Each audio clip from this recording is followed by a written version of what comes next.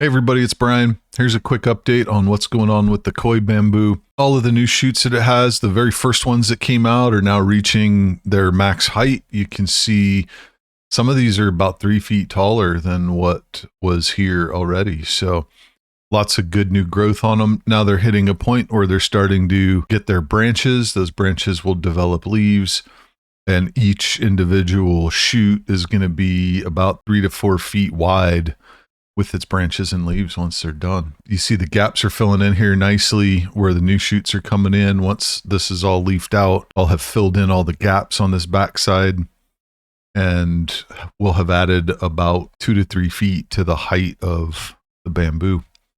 There's still other new shoots that are a little bit newer, so they're not to their full height yet, but those should be done in the next 2 weeks or so. And that'll be it for this growing season. Bamboo will be done, and no more new bamboo will grow until next spring. Like and follow for more tips on growing tropical and subtropical plants in cold weather environments.